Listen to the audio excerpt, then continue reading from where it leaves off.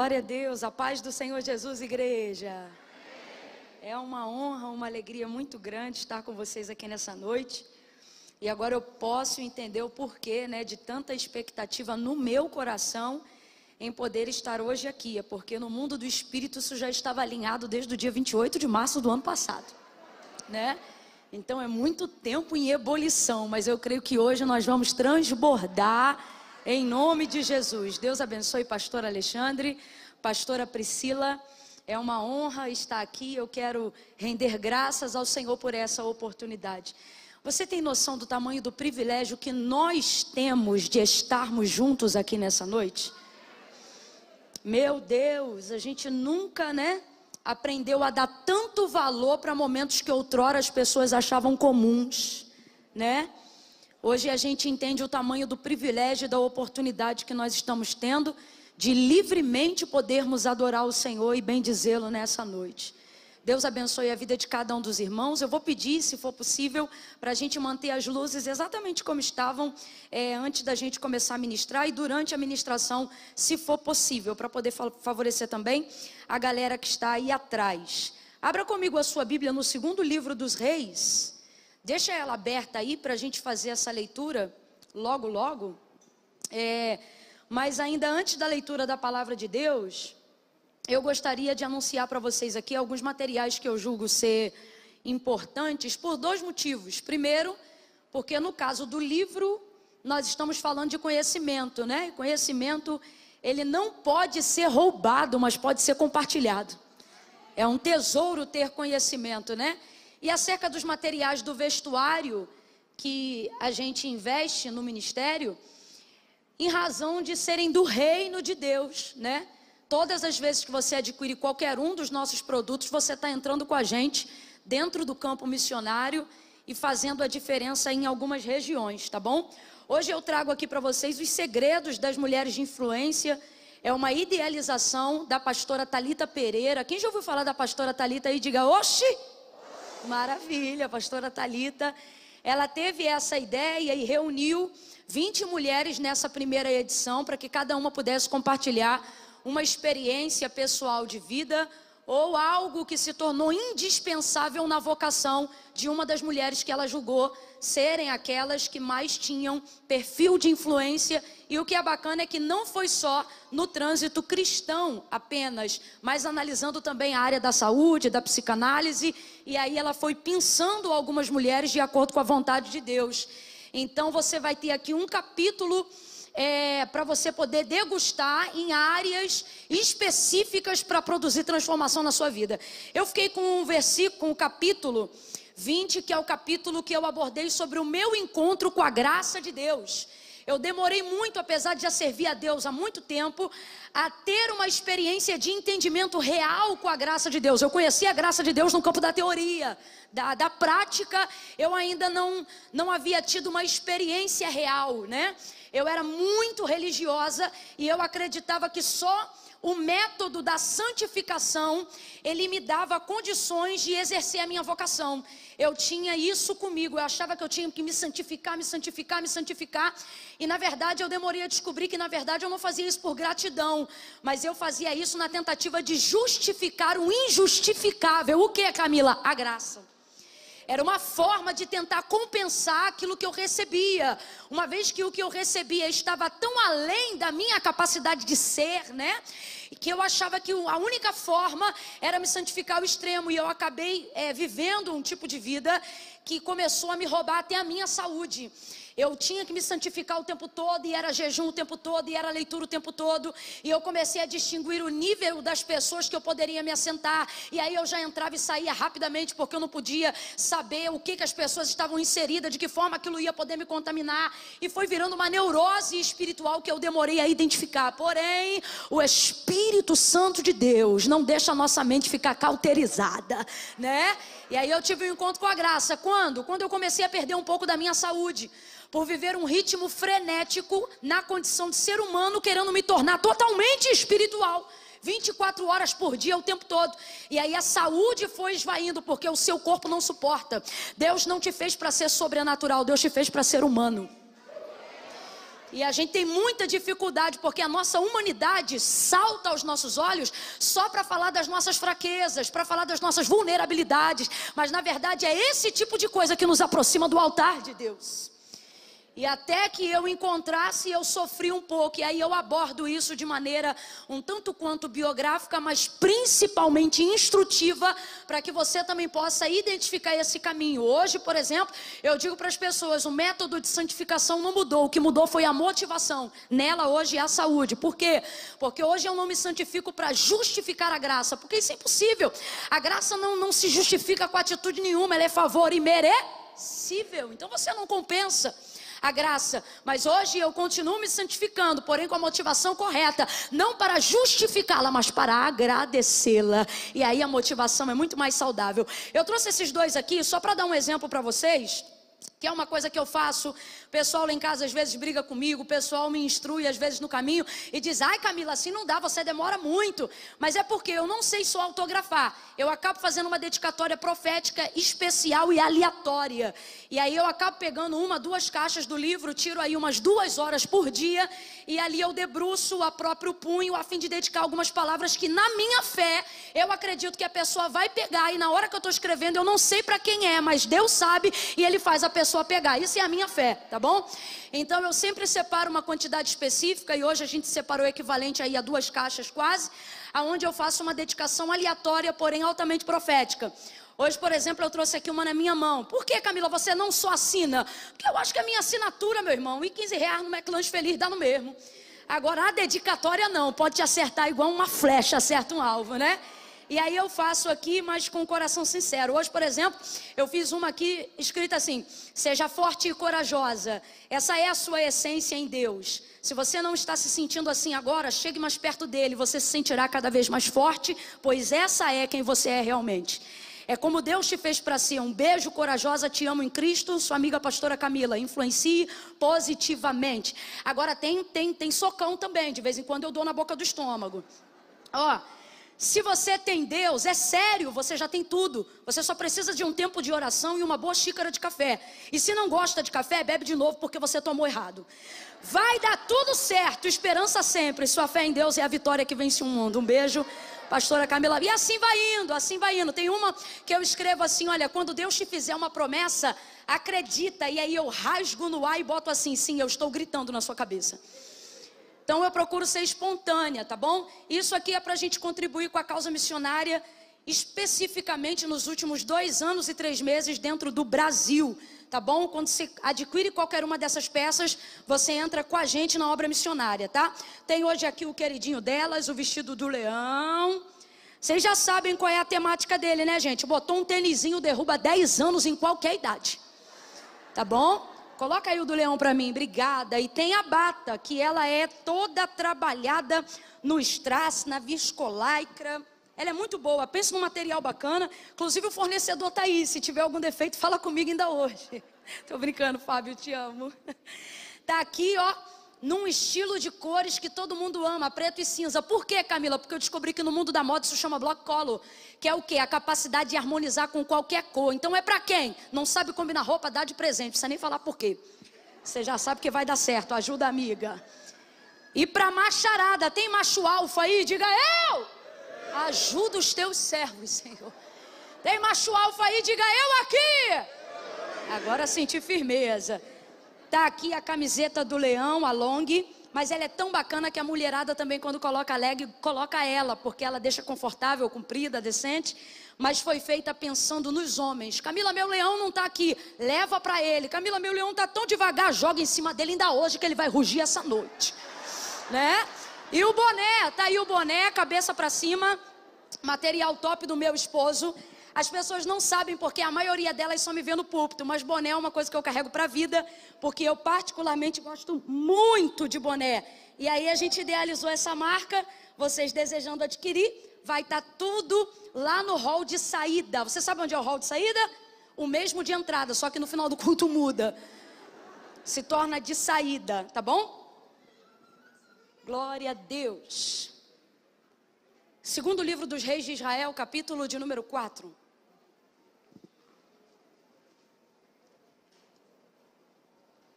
Oh, Oh, aleluia. E pode ficar tranquilo que minha mãe tem um tubo enorme de álcool aerosol, que ela purifica até o ar, quando chega perto dela. Então vocês podem ficar tranquilos, viu? Segundo livro dos Reis de Israel, capítulo de número 4, a partir do verso 8 em diante, quem achou, diga amém. Diz assim o texto sagrado: certo dia Eliseu foi a Sunem, onde havia uma mulher rica que o reteve para comer. Daí todas as vezes que passava por lá, entrava para comer. Disse ela a seu marido: vejo que este que sempre passa por nós é um santo homem de Deus. Façamos-lhe um pequeno quarto no terraço e ali ponhamos uma cama, uma mesa, uma cadeira e um candeeiro. E quando ele vier a nós, para ali se recolherá. Certo dia chegou Eliseu, recolheu-se àquele quarto e se deitou. E disse ele a seu moço Geazi: chama a sunamita. E chamando a ele, ela se apresentou perante o profeta. E disse Eliseu a Geazi: diga-lhe assim: tu tens nos tratado com todo zelo, diga agora o que se há de fazer por ti. Haverá alguma coisa que se fale por ti ao rei ou ao chefe do exército? E ela respondeu: eu habito no meio do meu povo. Então disse o profeta: o que se há de fazer por ela? E Geazi disse: ora, ela não tem filho e o seu marido já é avançado em idade. Então Eliseu disse: chama aqui. E chamando a ele, ela se pôs à porta. E disse Eliseu: por este tempo, daqui a 1 ano, tu abraçarás a um filho. E respondeu ela: não, meu senhor, homem de Deus, não mintas a tua serva. Mas a mulher concebeu e deu à luz a um filho no tempo determinado no ano seguinte, como Eliseu lhe dissera. Porém, tendo crescido o menino, certo dia saiu a ter com seu pai, que estava com os segadores no campo. E disse a seu pai: ai, a minha cabeça, ai, a minha cabeça. E o pai dele disse a um moço: leva-o à sua mãe. E ele o tomou e o levou à sua mãe. E o menino esteve sobre os joelhos dela até o meio-dia. E então o menino morreu. Subiu ela e deitou-o sobre a cama do homem de Deus. E fechou a porta e saiu. Chamou a seu marido e disse: manda-me um dos moços e uma das jumentas, para que eu corra ao homem de Deus e volte. E perguntou ele para ela: por que tu vais a ele hoje? Não é lua nova, nem sábado. E ela disse: tudo vai bem. Então ela albardou a jumenta e disse ao moço: guia, anda e não para no teu caminhar, senão somente quando eu te disser. E você diga amém por essa palavra. Glória a Deus. Eu gosto de ler tudo para a gente já começar todo mundo contextualizado dentro do que está acontecendo. Eliseu, você sabe, um profeta discipulado, mentoreado pelo maior profeta do Antigo Testamento nos dias de Elias. Não havia absolutamente ninguém que se comparasse a Elias nos seus dias. É tão impressionante o poder do pioneirismo, né? De você ser o primeiro a começar algo que ainda não foi feito, que mesmo Eliseu, recebendo sobre si virtude dobrada do Espírito que repousava sobre a vida de Elias, ainda assim, Elias ainda é lembrado como um homem incomparável, mesmo depois de Eliseu provar quantitativamente capacidade dobrada em cima daquilo que Elias era capaz de fazer. Todavia é fato, ninguém nos dias de Eliseu, assim como nos dias de Elias, se comparou a Eliseu. Ele superou inclusive Elias na quantidade de feitos prodigiosos e de realizações extraordinárias. E agora, de tanto fazer esse trajeto geográfico em direção ao Carmelo, territorialmente isso obrigava ele, ou era costume, a passar pelas terras de Sunem ao chegar no Carmelo. E numa dessas ocasiões, essa mulher sunamita, a qual o texto aponta como uma mulher muito generosa, diga aí comigo, generosa. Ela é extremamente generosa e eu não queria que você associasse isso à riqueza dela, porque uma coisa é ser rico, outra coisa é ser generoso. Não significa que todo rico é generoso, e nem que todo generoso, para ser generoso, tem que ser rico.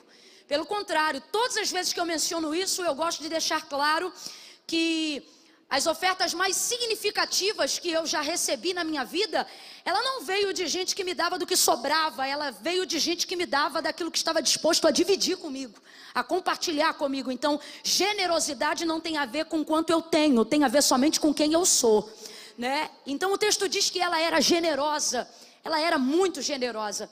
E isso fazia ela ser uma mulher do povo, ela servia a sua comunidade local. Essa mulher, ela poderia ser uma das tipologias mais exatas de uma igreja iniciante, né? E ela serve a sua comunidade, serve as pessoas. O problema é que ela também acaba escondendo um trauma, ela carrega um trauma. Dentro do contexto cultural daquela época, uma mulher que não podia gerar, uma mulher que não podia ter filhos, era uma mulher extremamente não funcional, por mais que servisse a comunidade. A única forma dentro da cultura judaizante para o sexo feminino de você conseguir perpetuar o seu nome e viver a plenitude na sua casa é perpetuando a hereditariedade do seu sangue. Se uma mulher não tivesse filhos, ela não seria lembrada e nem mencionada. Então veja bem, se até os dias de hoje, quando uma mulher, mesmo vivendo numa cultura extremamente moderna e contemporânea, onde a mulher ela pode se realizar em inúmeras áreas, ela já se sente um tanto quanto diferente em relação às outras pessoas, isso na cultura de hoje. Agora você imagina uma mulher cuja cultura te impele, ou você é isso ou você não é nada. Então isso levava ela a ter um tipo de vida difícil com relação às suas emoções. Qualquer mulher, dentro da cultura que ela vivia, dentro do tempo que ela vivia, tinha a expectativa de um dia ser mãe, até porque não ser mãe gerava uma série de problemas, se não emocionais, se não psicológicos, problemas literalmente territoriais. Então, óbvio que ela tinha desejo de ser mãe, óbvio que ela desejava ser mãe, sobretudo porque o texto, em uma das raríssimas exceções, porque você praticamente nunca encontra na Bíblia a demonstração de que é o homem que não pode dar filhos, mas sempre encontra a colocação de que a mulher não pode gerar. Então essa é uma das raras exceções onde fica claro que o problema não é dela, mas o problema é que o marido dela já é avançado em idade, promovendo assim um terreno de esterilidade que não pode dar filhos a ela. Então veja bem, é ainda mais complicado quando você sabe que pode ser, mas por ser fiel ao que tem, não pode conceber. Então isso deixa a coisa para ela ainda mais complicada. É óbvio que ela desejaria ter um filho, mas é óbvio também que por uma questão de fidelidade e lealdade ela não tinha. Mas Deus é tão bom, né? O princípio ele tem poder de corrigir todas as coisas. É por isso que eu sempre oriento as pessoas e eu digo, não quebre nenhum princípio, nenhum. Por quê? Porque Deus honra os princípios para cumprir promessa. Se você for fiel aos princípios, Deus será fiel às promessas. Oh, aleluia! Imagine uma mulher fiel, imagine uma mulher leal, imagine uma mulher que honra os princípios a despeito do desejo do ter. É essa mulher aqui, é uma mulher fiel. A vida dela vai seguindo e um dia ela impele o profeta Eliseu a entrar em sua casa. Ele entra em sua casa e ela serve-o muito bem, como serve a muitos outros que entram. Agora você percebe a revelação do trauma na forma do trato com Eliseu. Apesar de tratá-lo muito bem, ela trata ele não como alguém na condição de profeta. Ela trata ele como um homem que precisa de cuidados e que deseja servir. Presta atenção. Ela trata ele na mesma condição de igualdade que ela trataria outras pessoas que já recebeu em sua casa. Isso não é feio, absolutamente, não é feio. Pelo contrário, a honra dela é tão elevada que ela não precisa fazer distinção entre quem ela trata. Porque honra não tem a ver apenas com o honrado, mas tem a ver com quem deseja honrar. Quando você é alguém honrado, você não distingue tão separadamente a honra. É tipo assim, olha, eu particularmente gosto de tratar todo mundo muito bem, porque eu não sei com quem eu estou tratando. E isso é muito bom porque disciplina o teu comportamento com as pessoas. Então se a pessoa é grande ou se é pequena, isso não vai caber nem a mim nem a você, porque o seu tratamento de honra é a todos. Isso facilita muitas coisas, isso evita muitos problemas. Então não é que isso seja um problema, só que a maneira como ela recebe o profeta Eliseu em sua casa fala mais dela do que de Eliseu. Fala muito mais dela do que de Eliseu. Agora, aonde você percebe o trauma? O fato de que, apesar dela tratar todo mundo muito bem, Eliseu não se compara a absolutamente ninguém. Sua fama já percorria todos os lugares e territórios de Israel. Eliseu era um homem extremamente conhecido por causa da virtude do seu poder e da sua unção. Então, de fato e de verdade, ele era incomum. Para uma pessoa que sabe o poder profético que há na vida de Eliseu, não tem como você receber ele usando a mesma régua que você utiliza para todos. Mas por que ela utiliza essa régua? Porque a única coisa que coloca Eliseu em ascensão a todos os outros é a sua virtude profética. E é justamente esta virtude profética que ela não deseja se relacionar. Ele tem cara de profeta, jeito de profeta, voz de profeta, roupa de profeta, está tudo na Bíblia. Bordão de profeta, moço de profeta e a capa do profeta Elias sobre ele, mas ela não quer se relacionar com o ministério profético dele, e sendo israelita, isso é incomum. Se ela fosse cananeia, se ela fosse dos caldeus, enfim, se ela transitasse em qualquer outra cultura, isso poderia ser compreensível, mas não em Israel, porque Israel é terra de profeta. Só que o texto também diz que ela já recebeu muita gente em casa. E aí ela começa a revelar aqui o trauma dela. Quando, Camila? Quando o tempo todo, mesmo sabendo quem ele é e o que ele pode, ela não se relaciona com aquilo que ele pode fazer. O tempo vai passando, ela constrange ele a entrar, a comer dentro de sua casa. Ela impele ele a essa realidade, ele começa a ficar dentro da casa dela.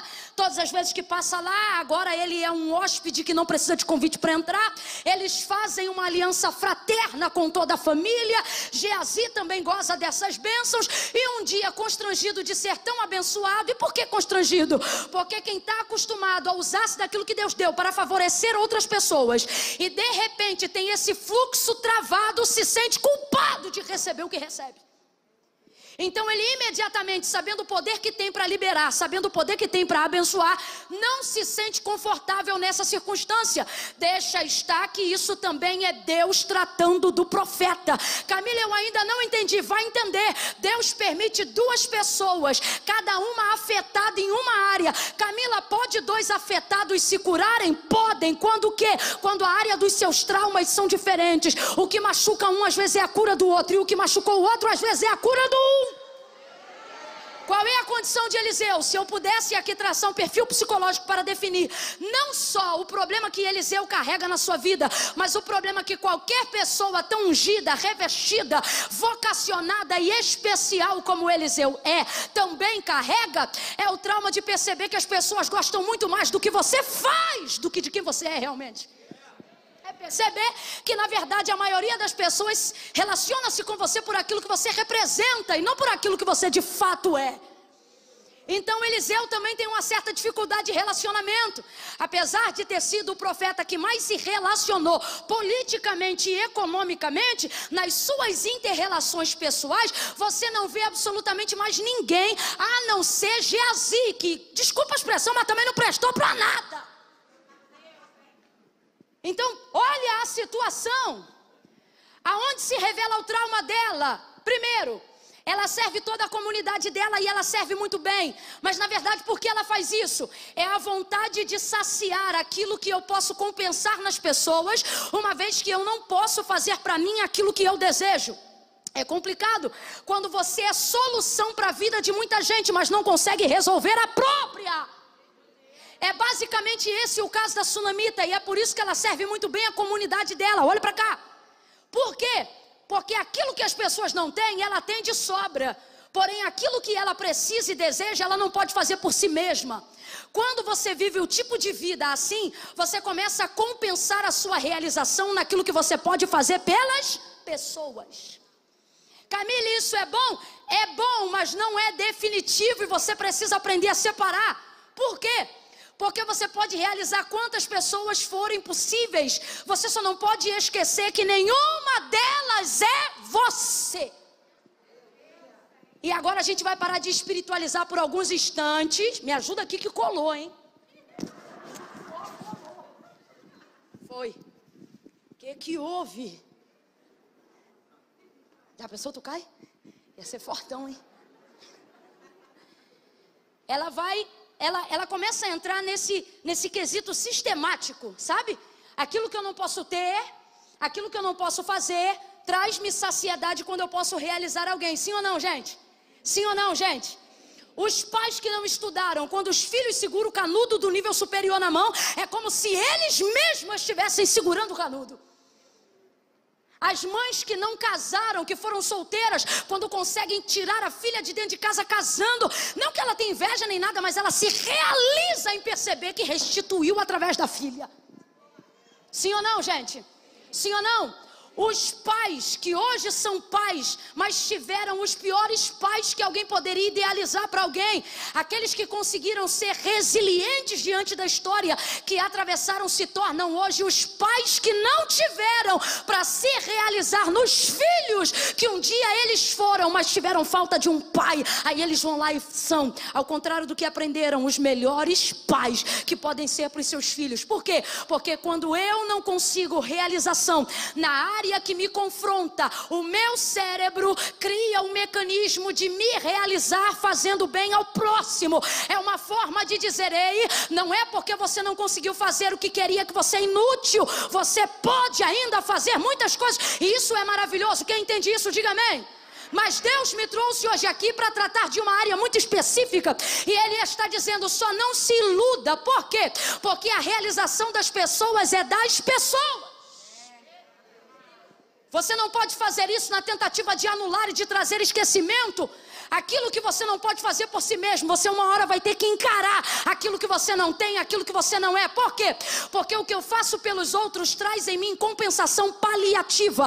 Resolver meus sentimentos traz para mim solução definitiva. E Deus está dizendo: eu não quero que a sua vida oscile igual um eletrocardiograma. Um dia você está bem, outro dia você está mal. Um dia você está satisfeito, outro dia está descontente. Um dia você é a pessoa mais grata do mundo, outro dia você acredita que não tem nem motivo de por que continuar vivo. E sabe por quê?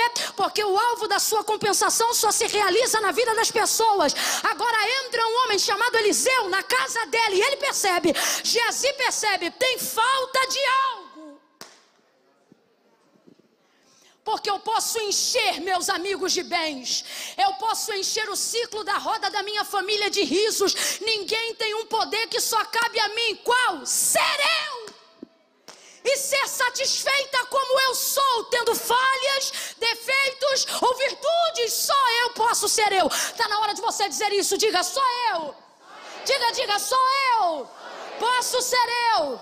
Diga: e sou eu. Posso. Abre a boca, crente, diga: posso me fazer e ser feliz como eu sou. Só você. Só você pode fazer isso nesse nível por você. Salomão, ele definiu o que a gente a grosso modo acabou de dizer aqui, quando ele disse assim: a tristeza do próprio coração o estranho não conhece, mas também na sua alegria o de fora não participará. Sabe o que ele está dizendo? Quando o coração de alguém está triste por algo, ninguém compreende essa tristeza como aquele que sente a tristeza. O que ele está dizendo é: quando você está triste, só você sabe o quão triste você está. E por mais que você diga para as pessoas o motivo da sua tristeza, ninguém vai sentir-se tão triste quanto você se sente naquela hora. Agora olha o que ele diz: a alegria no íntimo o estranho também não visita.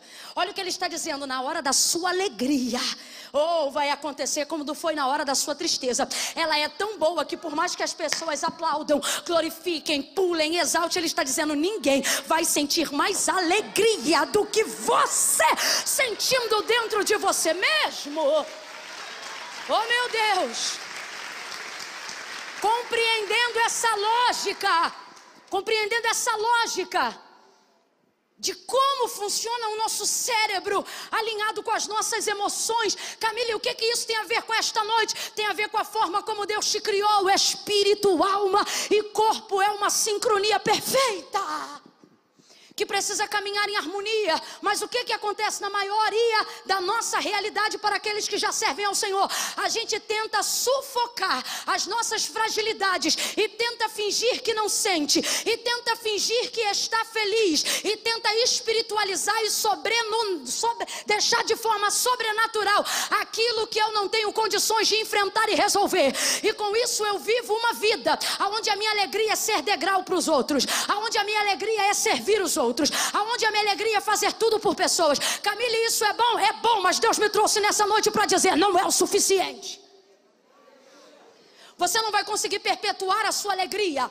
Pelo contrário, você vai depender de um mecanismo de realização do outro todas as vezes que você desejar sentir-se feliz. E a sua felicidade não pode estar atrelada a mais ninguém, a não ser a Deus. Você sabe por que ela serve a comunidade tão freneticamente?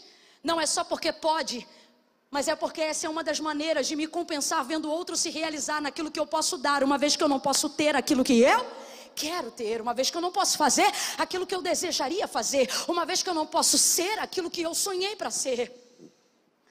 Eu vou tentar explicar de maneira ainda mais detalhada. A Bíblia nos relata, Mateus capítulo 14, sobre a multiplicação dos pães e dos peixes. Ali o texto diz, um pouco mais nos versículos iniciais, que Jesus saiu de onde ele estava, porque ele ficou sabendo da morte de João Batista. E isso deixou ele muito triste. O divino está sendo visitado pela dor humana. O Filho do Deus vivo está sendo avassaladoramente anestesiado pelas dores da vida terrena.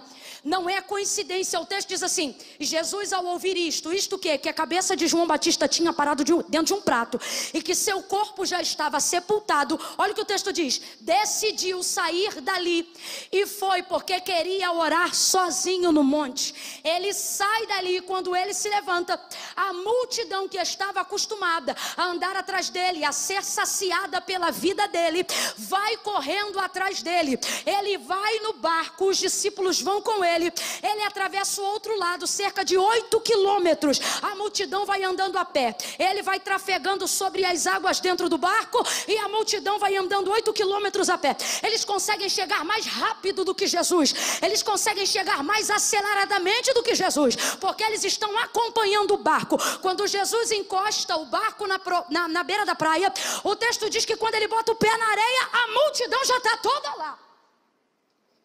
Só que o texto diz que ele foi para esse lugar para ficar sozinho. Completa aí, meu povo. Ele foi para esse lugar para ficar sozinho. E por que quis ficar sozinho? Porque estava triste e era assim que ele fazia. Ele parava para orar. Sabendo da morte de João Batista, Jesus quis ficar sozinho e preparou a sua logística para ficar sozinho, porque ele precisava ficar sozinho. Você não pode ignorar para sempre aquilo que você sente e nem tentar trazer compensação em cima do que você sente. Deus te trouxe aqui nessa noite e Ele está dizendo: está na hora de você encarar a realidade do que você sente. Jesus vai e ele fica sozinho. E aí quando ele vai pisar na praia com o desejo de subir a montanha para orar sozinho, a multidão está ali, faminta e desejosa. O texto diz que olhando eles, sentem muita compaixão. Ele se move de compaixão por aquela multidão. E o que ele vai fazer? Vai abençoar essa multidão. Ele prega para a multidão, ele instrui a multidão. Ele faz isso com largueza, porque a hora avançava. E ele está ali servindo a multidão. Quando já vai chegando a tarde, os discípulos dizem: mestre, não é melhor mandar embora para eles encontrarem o que comer no meio do caminho? Ele diz: não, vamos dar nós mesmos, ou vocês, algo para eles comerem. O que tem aí? 5 pães e 2 peixinhos. Traz aqui. Consagrou, agradeceu, multiplicou e a todos deu. Aí tem um verso no texto que diz assim, olha: e todos ficaram saciados. Se a única saciedade aqui for a comida, sim, estão todos saciados, porque a multidão teve o que queria: alimento espiritual e alimento físico, comida. Aí é por isso que o texto diz: todos foram saciados. Todos não, porque tem alguém ali que não foi ali para fazer milagre, tem alguém ali que não foi ali para comer pão, tem alguém ali que não foi ali para beber água, tem alguém ali que foi ali porque desejava ficar o quê? E ele conseguiu ficar sozinho? Então quando o texto diz: e todos se saciaram, todos realmente estão saciados? Não, tem alguém ali que não está saciado. Quem, gente? Quem, gente? porque ele não foi ali para fazer isso. Então perceba, o máximo que eu sacio as pessoas não pode ter o poder de roubar de mim aquilo que eu preciso fazer por mim. O Jesus Todo-Poderoso, o Filho do Deus vivo, o maior psicólogo de todos os tempos, o Senhor que cura todas as dores, aquele que era, aquele que é e aquele que há de vir, o enviado do Deus vivo, aquele que tudo pode, soube discernir na sua humanidade que aquilo que ele fazia pelos outros não tinha o poder de sufocar aquilo que ele precisava fazer por si próprio, si mesmo. E aí é que eu digo que não é problema saciar os outros. O problema é querer saciar os outros como remédio para não ter que encarar a mim mesmo. O problema é querer saciar os outros para não ter que encarar as minhas próprias dores. O problema é querer curar todo mundo achando que a minha dor vai passar. O problema é querer abraçar todo mundo achando que isso vai me fazer sentir-se abraçado. O problema é querer ser a solução para todo mundo e achar que isso vai resolver os meus problemas. Eu vou falar bem rasgado que é para todo mundo entender. O problema é você achar que vai botar a mão na cabeça de todo mundo na rua e isso vai fazer com que todo mundo seja liberto dentro da sua casa. O problema é achar que o que você pode ser para as pessoas substitui aquilo que ninguém pode ser para você, porque só você deve ser para si mesmo. Sabe onde estão as pessoas que quiseram saciar a todas? Traumatizadas e doídas, porque na hora que precisaram, colocaram as suas expectativas em quem elas ajudaram, o que mostra que a sua ajuda não foi nobre. Foi encarado como um investimento de retorno. E isso não é o suficiente. Você acha que eu não queria hoje viver aquilo que o pastor falou? Eu vi o history, não sei se foi dele ou se foi da igreja, botou assim: Terê vai tremer. E vai tremer mesmo, vai tremer de dentro para fora. Vai tremer com você querendo sair daqui hoje e encarar a si mesmo. Vai tremer com você entrando no quarto onde você ora e ao invés de tomar o seu tempo só dizendo abençoa fulano, ciclano e beltrano, está na hora de você também dobrar o joelho e dizer: Deus, eu sinto raiva, Deus, eu sinto problemas, Deus, eu estou com uma dificuldade porque eu não tenho conseguido confiar em Ti em determinadas áreas. Deus, eu tenho percebido um problema no meu ministério. Para você que é vocacionado, eu tenho percebido que eu tenho fé para curar os outros, mas não tenho fé para investir em mim mesmo.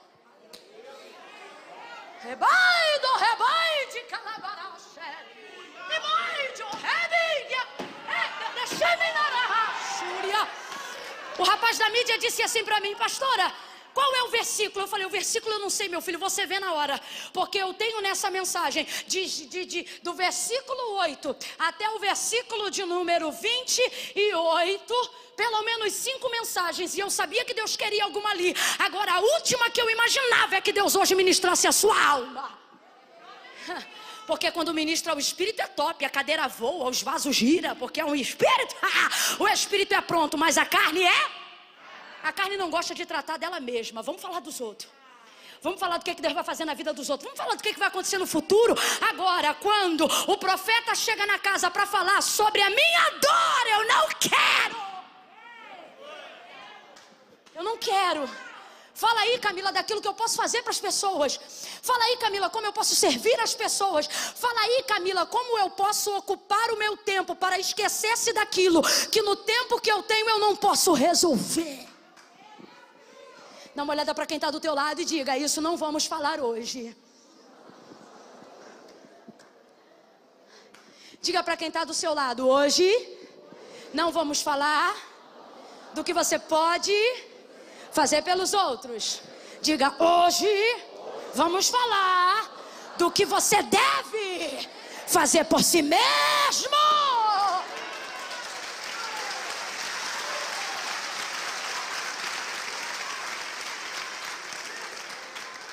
Jesus chega, gente, alimenta todo mundo e o texto diz: todos foram saciados, mas alguém não foi.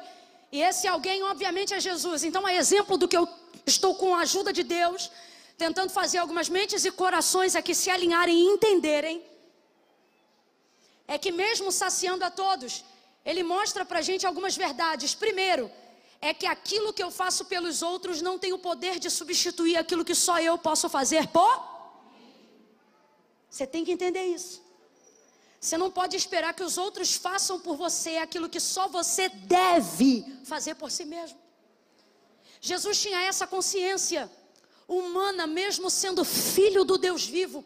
Aí sabe o que ele fez? O texto diz que ele manda a multidão ir embora. Ele mesmo vai lá e manda embora. Porque aprende uma coisa hoje, de uma vez por todas, caso você ainda não saiba. De acordo com as suas necessidades, ninguém vai conhecê-las tão profundamente quanto você. Então você não pode esperar que os outros tomem simancol por você. Tipo assim, eu vou falar bem rasgadão, que é para todo mundo entender, até aqueles que têm 12 anos. Quando você é uma bênção igual Jesus, se você não mandar embora, as pessoas não vão. Você não é fofoqueiro, você não é caluniador. Você não perturba ninguém. Quando vai na tua casa, você recebe todo mundo. Se precisar de uma oração, você faz na hora. Se precisar de dar dinheiro emprestado, você primeiro consulta para saber se pode dizer sim ou não. Você é amável, você é gentil, você é exemplo de serviço, de ajuda. Quem não quer ficar perto de você? Gente, para pensar. Quem não quer ficar perto de Jesus? Jesus foi ali para ficar sozinho, mas não podia ficar sozinho. Então ele teve que, depois do alimento, mandar as pessoas embora. Se teve que mandar as pessoas embora, mesmo depois do alimento, que era a última coisa que ele fazia, abre aspas, depois do culto, para a gente entender. Mesmo assim elas não foram, é porque se não mandar embora, não vai. E é complicado, e agora eu vou lhe dizer por quê. Porque mandar embora quem te faz mal é mole. Difícil é mandar embora quem te aplaude, quem te ovaciona, quem está o tempo todo te estimulando. O problema é que quem te estimula também deseja algumas coisas de você. E você precisa entender que você não pode manter ao seu lado gente que está mantendo em você uma expectativa que agora não pode ser deles. Está na hora de você entender isso. Não é que você não quer, não é que você não pode, é que você não deve. E não significa que Jesus mandou eles embora da vida deles, não. Jesus só os despediu daquele momento. Deus trouxe gente hoje aqui para dizer: você espera que os outros discernam o seu momento, mas é difícil discernir o seu momento, porque você está a todo momento, em todo lugar, com todo mundo. E como já disse um grande filósofo cristão, quem está com todo mundo o tempo todo não tem tempo de estar com Deus nem um minuto. Olha isso, gente. Jesus vai mandá-los embora. Jesus vai despedi-los. Jesus vai lá e despede a multidão. Enquanto eu estou pregando aqui, entenda, nessa noite a instrução é didática. Deus está dizendo: avalie quais são as pessoas na sua vida que você precisa mandar embora. Da minha vida? Não, do seu momento. Você não está entendendo que tem gente que não pode ficar colado com você dependendo do momento da vida que você está vivendo? Estamos vivendo um momento, gente, onde isso é mais claro do que nunca. Às vezes você vai ter que mandar embora. Tem alguém aqui que está doido para fingir que não entende, mas o Espírito já acessou você. E está dizendo, tem gente aqui que não estava nem pensando em ninguém, mas o nome pulou igual pipoca na panela. Tem patrão aqui que espera o funcionário pedir demissão. Ai, porque eu não quero tratar disso, não quer tratar disso, então fica tranquilo. Daqui a pouquinho ele monta uma rebelião lá. Daqui aí você vai, ai, não é que não era bênção, não. Ele até era bênção, é que você não discerniu o momento. Pode ser melhor amigo do mundo. Olha o que a Bíblia diz: não fique com o teu pé fincado na casa do teu irmão. Para quê? Para que ele não se enfade de ti. Tem coisas que são boas, só ficam ruins, não porque são, mas porque nós não sabemos discernir o tempo que elas devem estar ao nosso lado. Eu tenho amigos que eu ainda carrego desde o ensino médio. Agora, Camila, eles caminham com você do ensino médio até hoje? Não, porque os caminhos foram diferentes, cada um escolheu uma coisa. Mas quando a gente se encontra, a amizade está lá viva, guardada e protegida. Por quê? Porque não é apenas estar com quem eu conheço, mas discernir que nem todos podem desfrutar do mesmo tempo daquilo que eu estou vivendo. Jesus despede primeiro a multidão. E despedir a multidão não é fácil, mas é necessário. Tem coisas que você vai fazer não porque gosta, vai fazer porque é necessário. E quem não conseguir compreender sua necessidade nem deveria estar do seu lado. Se você só é legal enquanto dá carona, se você só é legal enquanto abre o closet para essa pessoa, se você só é legal enquanto você pode ser produtiva, Está na hora de você entender que existem algumas necessidades que só você pode atender em si mesmo. Jesus manda a multidão embora e agora é a parte mais difícil. Qual é a parte difícil? Mandar os discípulos. Porque a multidão quem manda embora é Jesus e os discípulos também. Jesus chega para os discípulos e quando eles começam a caminhar com ele em direção à montanha da oração, Jesus diz para ele: entrem no barco, vão vocês também e eu encontro vocês depois. Esse nível de maturidade me chama muita atenção em Jesus. Eu sei que ele é Deus, mas como a gente vê ele vestido de humanidade, faz isso chamar a atenção da gente. O que é, Camila? Ele percebeu que o momento era dele. Sabe o que é isso? É a hora que eu preciso discernir que eu não posso travar a vida de pessoas que me amam e que se travariam por amor a mim.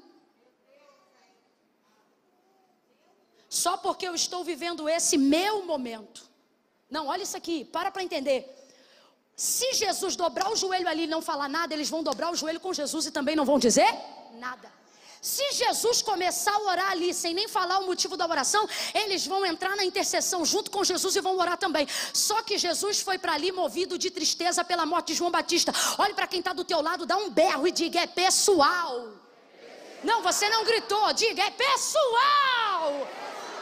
Olha o que Jesus está dizendo. Isto aqui que eu vou fazer agora é totalmente pessoal. Nas entrelinhas é isso. Então os discípulos: mas Senhor, nós vamos te ajudar. Estou parafraseando o relacionamento que entraria se o diálogo fosse aberto. Mas nós somos teus discípulos. Não, mas isso aqui é pessoal. Olha o que Jesus está dizendo. Eu não vou atrasar a viagem que nós devemos fazer só por causa do momento que eu estou travado agora. É entender que tem gente que pode te ajudar nesse momento, mas não deve.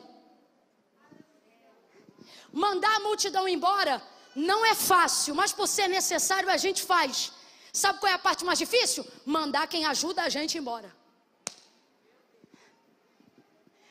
É complicado.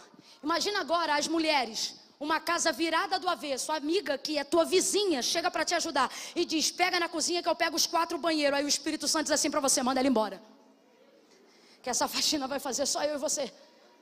Você vai dizer: sai Satanás, isso é coisa do inimigo, tá aqui minha amiga querendo me ajudar.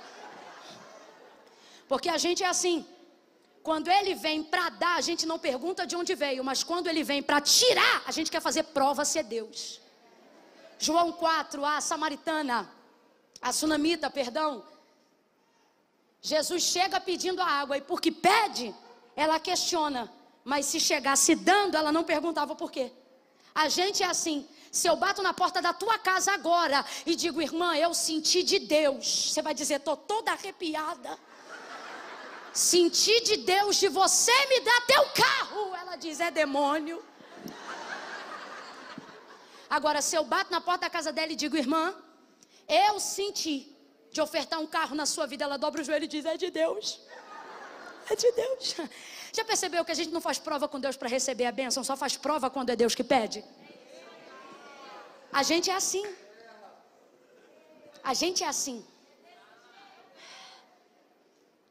Jesus agora vai ter que mandar embora os escudeiros que fiéis que ajudam. São vacilões, mas estão com ele. E o testemunho é meu não, é do próprio Cristo, que na celebração da última ceia vai dizer: vós sois os que tendes permanecido comigo nas minhas tribulações. Olha o que Jesus está dizendo: vocês são vacilão, mas estão tudo comigo, lado a lado, ombro a ombro, junto, né? É difícil mandar embora quem Deus colocou do teu lado para andar junto. Só que Deus está dizendo pela terceira vez nesta noite: não é para tirar da tua vida, é só para você discernir o seu momento. Seu momento. Jesus manda eles embora e agora sim vai orar, vai chorar, vai falar com Deus e agora vai voltar andando sobre as águas. Por quê? Porque respeitou o seu momento. Por que vai voltar andando sobre as águas? Porque resolveu e diluiu o sentimento em oração. Parou para pensar que esse episódio que Jesus anda sobre as águas é o episódio que a tempestade não para depois que ele fala ou depois que ele chega? Porque depois que você resolve aquilo que te atormenta, você não precisa mais que o que esteja à sua volta melhore. A primeira vez da tempestade no barco, Jesus estava dormindo e a tempestade açoitava o barco. Quem lembra, diga amém. Nessa ocasião os discípulos acordam Jesus. Mestre, tu não te incomoda que nós pereçamos? Levanta, a tempestade está grande. Jesus precisou colocar-se próximo à proa do barco e liberou uma palavra: mar, aquieta-te, vento, acalma-te, e tudo cessou. Agora nessa ocasião agora de Mateus 14, ele vem andando sobre as águas e o texto diz que o vento é forte. Ele vem andando sobre as águas e o texto diz que as ondas açoitam a embarcação. Agora eu te pergunto, a tempestade para? A tempestade para? O barco para de ser açoitado? Não, isso para nós, a aplicação para nós é que alguém, quando consegue resolver seus problemas pessoais, a parte interior dessa pessoa fica tão bem resolvida que ela não depende que circunstâncias de fora cooperem. Por quê? Porque do lado de dentro ela está resolvida, não importa o que está acontecendo do lado de fora. Vai ouvindo aí, Jesus vai andando sobre o mar, Jesus vai andando sobre as águas, o mar não para, o vento não cessa, e ele continua andando. Coisa boa, irmão, é pular no poder do lado de fora, mas melhor ainda quando você é poderoso do lado de dentro. Vai ele andando sobre as águas, vai ele caminhando sobre as águas. Pedro olha, os discípulos olham e eles pensam: é um fantasma. Jesus diz: calma, sou eu, não temam, porque quem tem paz dá paz, quem tem calma dá calma. Calma, sou eu, não tema. Aí Pedro diz assim: se és tu mesmo, manda-me ter contigo sobre as águas. Aí ele diz: então vem. Pedro agora vai andando e o mar também não para. Pedro vai andando e o vento também não se aquieta. Ele continua andando, continua andando. Quando ele olha, o vento começa a afundar. Aí Jesus chega, pega na mão dele, tira ele das águas e começa a caminhar com ele por cima das águas. Vou perguntar de novo: o mar parou de agitar? A água parou de sacudir? O vento parou de sacudir? É por isso que tem gente que não pode atravessar o momento que você está atravessando. Por quê? Porque você tem que estar preparado para na volta ajudar essas pessoas. Jesus pega na mão de Pedro e vai andando com ele. Camila, tem amigo que vai ficar chateado comigo, vai ficar chateado na ida, mas na volta vai entender porque você tinha que estar onde estava. Pegou ele pela mão e foi andando com ele sobre as águas. Agora olha que coisa linda, esse texto de Mateus 14, calma aí que eu já volto para a 2 Reis. É o texto onde Jesus não precisou dizer: mar, aquieta-te, nem vento, acalma-te. É o texto em que ele vai andando com Pedro sobre as águas. E quando chega na embarcação, aonde estão os demais discípulos, o texto diz: e colocando ele o pé dentro do barco, o mar aquietou. Falou alguma coisa? Ele falou alguma coisa? Deu alguma ordem? Quando você aprender a respeitar o teu momento.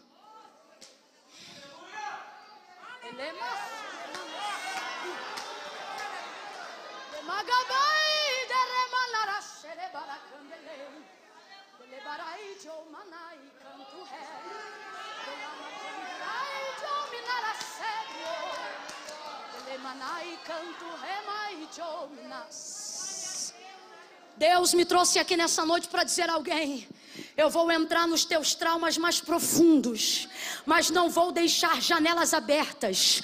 Vou te mostrar que aquilo que eu posso fazer, quando você se dispor a me ouvir, é maior do que o Rivotril fez por você até hoje. É maior do que o Voltaren fez por você até agora.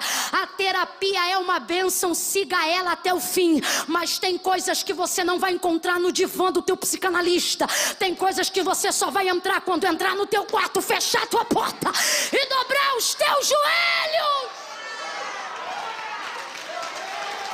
Tem coisas que a gente só consegue falar na sala de um psicanalista depois que a gente consegue verbalizar em oração dentro de um quarto sozinho. Eu não estou dizendo que Deus substitui o médico, nem o médico vai substituir Deus. Eu só estou dizendo que entender o meu momento facilita o meu caminho de volta para onde eu tenho que ir, para as coisas que eu tenho que fazer, para as pessoas que eu tenho que conviver. Você está entendendo o que Deus está falando? Eu vejo indo para o deserto orar um Jesus triste pela morte de um amigo. Porque não sou eu que digo, é João que diz e é o próprio Cristo quando dá testemunho. Alguns dizem é um profeta, Jesus diz maior que um anjo. Mas quando perguntam: João, quem é você? Ele diz: eu sou o amigo do noivo. Sabe qual é o mais complicado? É ter poder de 4 dias depois dizer, Lázaro, vem para fora. É ter o mesmo poder para restituir a cabeça de João Batista no lugar, mas entender que liberdade de ter poder não é só poder para fazer, mas é podendo escolher não fazer. Poderia ter dito a ele, como fez a Lázaro, levanta. Jesus é tão poderoso que se ele quisesse, João Batista andava pela terra sem cabeça. Mas por que não fez? Porque tem coisa que chega na nossa vida para cumprir um propósito. Nem todos são curados, nem todos também são ressuscitados. E Camila, por que será que Jesus não ressuscitou João Batista? A eternidade vai revelar, mas um motivo aqui que vale a pena pensar é o fato de entender que João Batista cumpriu todo o seu papel. Depois que você faz tudo que você tem para fazer, o que resta a Jesus é dar testemunho de você. É por isso que tem gente que ele não ressuscita. Porque para você pode ter faltado ainda alguma coisa, mas para Jesus a pessoa fez tudo. Tudo que tinha para fazer foi tudo que tinha que ser. Volta para 2 Reis. Essa mulher é uma mulher que sacia a comunidade local, ajuda todas as pessoas. E isso é maravilhoso. O problema é que na hora que ela tem a oportunidade de viver aquilo que ela queria e que só ela pode viver, ela prefere dizer que não quer viver.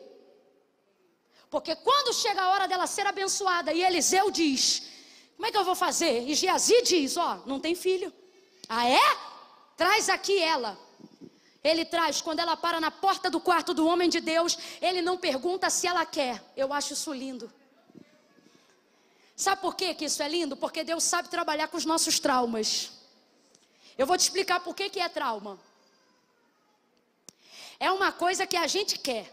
Mas quando a gente vê que não pode ter o que a gente quer, a gente não deixa de querer só porque chega à conclusão de que não pode.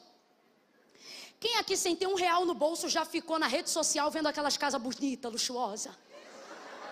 Quem segue os perfis de arquitetura moderna? Aqueles armários que abre você passando a mão assim. Você olha para o teu, tem um tijolo amparando a lateral. Mas o Instagram dela é todo clean. Quem aqui está usando o mesmo carro há 3 anos, 4, mas curte as fotos das Ferraris? Porque preste atenção, saber que eu não posso ter o que eu quero não me faz deixar de querer só porque eu chego à conclusão. É por isso que para Deus a conceição do pecado não é quando você comete, é quando você pensa.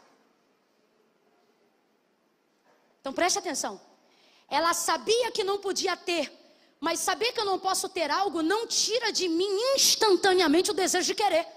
Então o que eu faço com aquilo que eu quero, mas não posso ter? Eu vou colocando tudo que eu posso em cima daquilo que eu não posso, para tentar esquecer daquilo que eu quero. Humanamente falando é isso que a gente faz.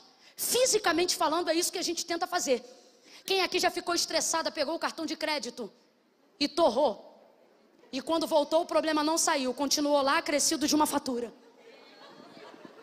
A gente tenta colocar entretenimento, a gente tenta colocar coisas em cima daquilo que não pode ser substituída, mas é a nossa vontade de tentar sufocar aquilo que eu quero, uma vez que eu não posso. Quem está acompanhando, diga amém. Claro que tá, Deus está rasgando a tua vida. Não força. Vai botando aqui, uma em cima da outra, e no final a gente percebe que aquele querer continua lá. Isso é muito ruim.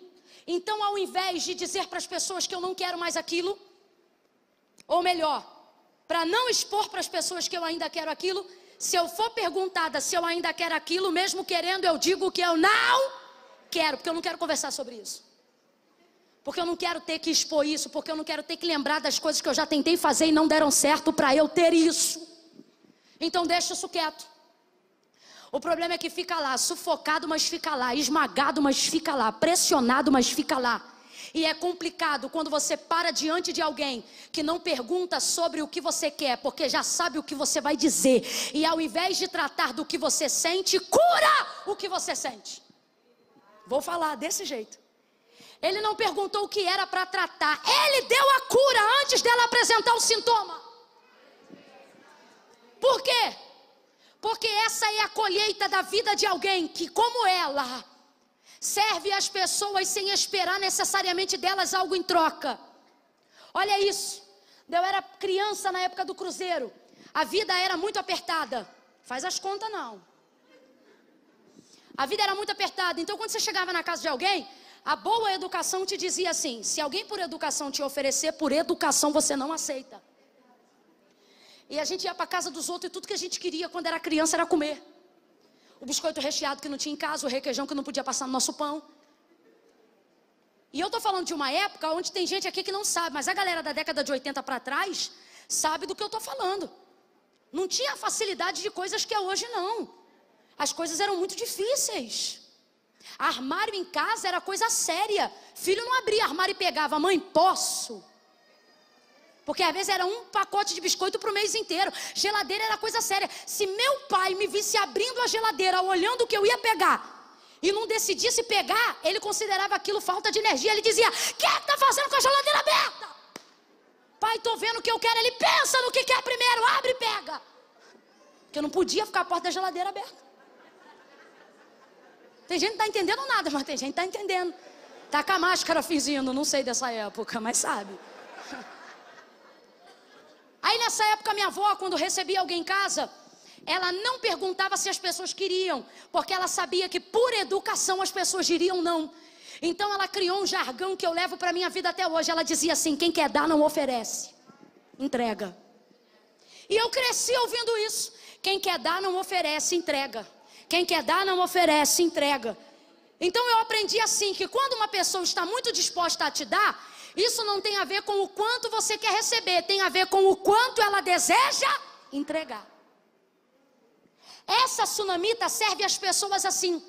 Ela não serve Eliseu por aquilo que ele faz, ela serve Eliseu por aquilo que ele é. Tanto que ela não diz: marido, vamos fazer um quarto porque ele é poderoso. Marido, vamos fazer um quarto porque ele é profeta. Não, marido, vamos fazer um quarto porque eu tenho visto que este homem é santo. Ela não serve a ele por aquilo que ele pode fazer, ela serve ele por aquilo que ele... Até porque ela não quer se relacionar com o ministério profético. Vou revelar o trauma já, está chegando. Então ele vai dar a ela o resultado da sua colheita. Gente que faz o que precisa fazer, sem esperar receber do outro, também receberá de Deus a bênção, mesmo que não esteja pedindo para ela. Por quê? Porque Deus é assim. Quando Ele quer te entregar, Ele não pergunta se você quer, Ele dá. Meu Deus, gente! Ele cria o mundo, cria todas as coisas. Depois que Adão, criatura feita por Deus também, é nascido e criado, Deus diz para ele: todos os animais do campo e toda a terra está debaixo dos teus pés. Governa e sujeita a terra sobre ti. Agora veja, Deus é dono de tudo, mas Ele pega tudo e dá ao homem. Perguntou se ele queria? Perguntou se ele estava pronto? Não, Deus pegou e... Porque o homem cobra, mas Deus... Agora ouça, existem áreas da nossa vida e Deus começa a visitar agora. Guarde, porque não falo mais como pregadora, porque como pregadora eu não ia pregar nada do que preguei do verso 8 ao 16, eu ia pregar do 23 ao 28. Mas o Senhor me trouxe hoje aqui, Ele está dizendo: diga agora para ele e para ela, diga ao meu povo que neste ano eu vou tocar em áreas que você dava por esquecida. E quando você disser: meu Deus, mas eu nem me lembro de ter feito o suficiente para receber isso, e Ele está dizendo: é por isso que chegou a hora da minha graça se manifestar. Porque se você faz com as tuas mãos, você acha que é a tua capacidade, mas se eu te dou quando você menos merece, você se lembra da minha misericórdia. Deus vai dar, Deus vai dar. Ou eu acho que você não me ouviu. Deus vai dar, Deus vai dar, Deus vai dar, Deus vai entregar coisas que você parou de pedir. Mas Ele me trouxe hoje aqui para te dizer: no céu não tem lixão de oração. Eu me lembro das tuas orações, me lembro das tuas lágrimas, eu estou visitando os teus traumas. Eu sei as coisas que você ainda deseja, mas não tem mais coragem de pedir.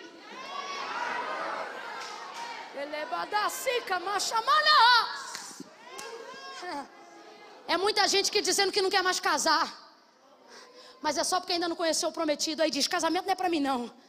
Mas depois que o cheiroso chegar, em 3 meses tu vai ficar noivo e vai casar.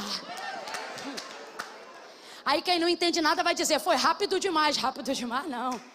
Você não sabe a quantidade de tempo que isso já fica na minha mente, no meu coração. A gente prefere dizer que não quer coisas que a gente ainda quer, mas é mais fácil dizer que não quer, só para a gente não ter que falar sobre aquilo que a gente ainda deseja. Então quando alguém pergunta, e aí a faculdade, trancou a matrícula? Tranquei, fazer faculdade para quê com a cidade? Deixa para lá. Mas quando você dorme, você se vê com a toga, com canudo.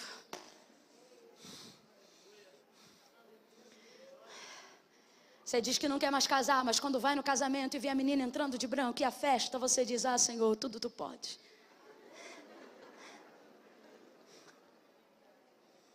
Você diz que não quer mais pregar, que vai ver isso não é para você. Afinal, os contatos não vieram, você não tem nenhuma agenda, porque você acha que ser pregador é ter agenda. Você não é pregador quando tem um contato, você é pregador quando Deus te entrega uma mensagem. E você pensa, eu acho que isso não é para mim não. Só que Deus me trouxe hoje aqui para falar rasgado e para dizer, estou visitando as áreas que você queria esquecer por não ter poder de resolver. Estou visitando, vou entrar nelas. E antes de te perguntar se você quer, você verá diante de você o que tua alma desejou.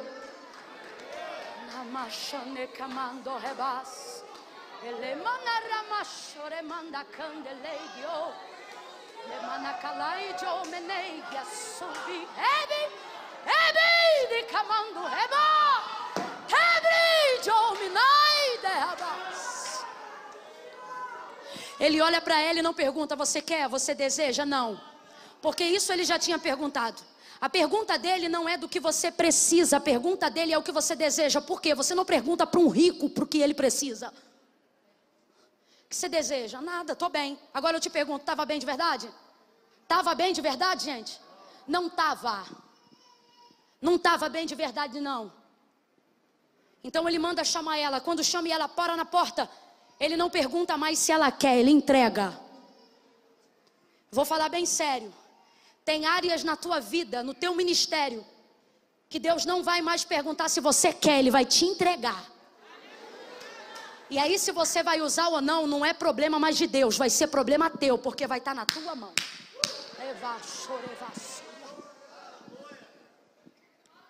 Neste tempo, diz ele para ela, tu conceberás e darás à luz a um filho. Gente, qualquer pessoa vendo que o âmago de seu desejo foi atendido, diria, glória a Deus. Mas ao invés de dizer aleluia, ela diz, não. Parece até que já tem 18 filhos, mas não tem nenhum. E deseja ter sim ou não? Deseja ter sim ou não? E por que então está dizendo não? Aqui está o trauma. Ela recebia muita gente em casa. Quem lembra disso? Quem lembra disso, gente? Ela diz, eu habito no meio do meu povo. A cultura de Israel impõe a hospitalidade como caráter cultural. É tão forte isso que a gente está aplicando aqui, que o autor da carta aos Hebreus, ele vai dizer que naqueles dias, Israel recebia dentro da sua casa anjos. Mas os anjos não precisavam dizer que eram anjos. Eles passeavam e eram hospedados por homens e mulheres de Deus. Porque havia na cultura de Israel a hospitalidade. Então entenda o que eu estou afirmando. Essa mulher, ela recebia muitas pessoas em casa. Quer ver uma outra coisa esquisita? Ela sabe que Eliseu é profeta. O rei sabe que Eliseu é profeta, mas ela não recebe ele na qualidade de profeta, porque tem trauma de profecia. Vou falar rasgado, você vai entender. Para pensar e começa a analisar. O texto diz que ela é rica, completa aí, já estou terminando. O texto diz que ela é? Vem, meu povo, o texto diz que ela é? Aonde você já viu rico não ter quarto de hóspede em casa? Ela tem quartos de sobra em casa, tem ou não tem? Tem ou não tem, gente? A gente melhora um pouquinho, a primeira coisa que a gente faz é um quarto de hóspede. Fulano dorme lá em casa, tem quarto de hóspede. Quarto de hóspede, sem ter muito a gente já faz. Rica, ela tem quarto de hóspede. Tem um só? Tem um só, gente? Pastor, que você não sabe o que é rico, nunca viu novela, não? Tem um só? Tem muitos quartos, mas ela hospeda Eliseu em algum deles? Não, porque ela está acostumada a receber profetas, mas é a primeira vez que ela recebe um homem santo. Você não dá ao separado o que desfrutam os iguais. Nesse texto, nós aprendemos que santidade é o suficiente para sustentar alguém. Eliseu não entrega uma profecia, mas recebe um quarto. Ele tem estabilidade, ele tem segurança. Camila, mas o quarto diz que era pequeno, mas era o único quarto no alto, visão privilegiada. Deus está dizendo, o santo tem estabilidade e visão privilegiada. Ele estava lá em cima. Agora preste atenção, tinham muitos outros quartos, mas os outros quartos eram para os outros, para Eliseu. O quarto de Eliseu é de Eliseu e de mais ninguém. O quarto é dele. Quando tem quarto sobrando, o povo fica nos quartos. E quando não tem quarto sobrando, ninguém entra no de Eliseu, porque está na casa dela. Mas o quarto foi feito para ele. O quarto de Eliseu é dele. São bênçãos que só a santidade produz. Está lá no quarto dele. Fez um quarto para ele. Mas ela tem outros quartos em casa. E ela está acostumada a receber outras pessoas. Por que não coloca Eliseu em um deles? Porque ele é santo, dele é separado. Agora, o que isso prova? Prova o trânsito na casa, na vida, a forma de vida que ela levava. Olha como é que a mente dela está confusa. Quem ainda está comigo, diga amém. Amém. Olha a mente dela. Não, meu Senhor, homem de Deus. Porque ela mesmo diz que ele é homem de... Agora olha isso. Não, meu Senhor, homem de Deus, não mintas. A tua serva. Você viu aí no texto comigo? Não, meu Senhor, homem de Deus, não mintas a tua serva. Aí eu te pergunto, pode um homem de Deus ser um mentiroso? Pode, gente? Mas pode um mentiroso dizer que é homem de Deus? Pode ou não pode? Olha para o teu irmão e ele vai começar a entender e diga, ela recebe muita gente. E quem recebe muita gente, de vez em quando, recebe mentirosos que dizem que são homens de Deus. Quem ouve muita coisa, uma hora ouve. Gente que diz assim, diz o Senhor, sem nunca ter nem falado com Deus. Infelizmente, na comunidade de vida cristã, nós temos alguns perfis, falsos profetas, eles me irritam muito. Mas eu ainda me irrito mais com quem ouve suas profecias. Porque normalmente o falso profeta só tem acesso ao ouvido que não conhece a voz de Deus. E aí por que tem gente que guia a vida por profecias falsas, pela boca de falsos profetas? Porque ele vem ao culto tão ansioso em ouvir Deus falar na rua e na boca de alguém, que qualquer coisa que esse alguém fala, ele acredita que é Deus. Aí você diz, Camila, culpa de quem? E eu lhe respondo, do falso profeta, cretino, covarde, mentiroso, filho do cão. Mas me irrita também quem recebe. Porque se ouvisse a voz de Deus em casa, não se confundia ouvindo a voz de Deus na rua. A gente ainda tem que lidar com uma segunda categoria de pessoas. Quais? Os esquizofrênicos que ainda não foram tratados e não conhecem a sua esquizofrenia. E não é esquizofrenia espiritual não, esquizofrenia humana mesmo. Aqueles que não sabem que são, que precisam de um tratamento, mas porque entraram no ambiente espiritual, acham que não precisam de homem para nada.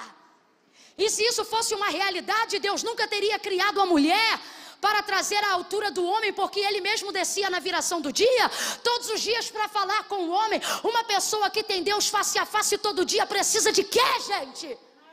Mas aí é que tá, Deus olha e diz, não, precisa de uma mulher. Por quê? Porque eu te fiz semelhante, não te fiz igual. Aí ele cria a mulher. Por quê? Porque ter Deus na minha vida não significa que eu não preciso de ninguém. Não é isso. Na comunidade de fé, existem algumas pessoas esquizofrênicas que não sabem que são e que precisam desse tratamento. E elas dizem, assim diz o Senhor, não porque são falsos profetas, mas porque acham que Deus está falando com elas. E vão criando ilusões nos corações de outras pessoas. Mas para advertir esse mal, disse Jesus, as minhas ovelhas conhecem a minha voz.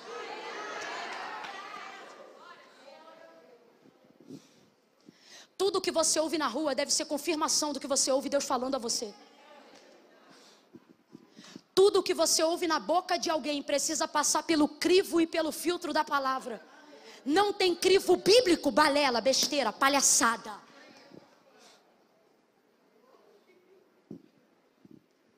Essa mulher já viu, é muito mentiroso dizendo que é homem de Deus.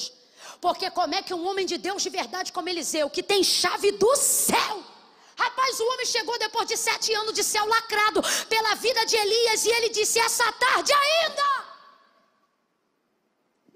vai chover.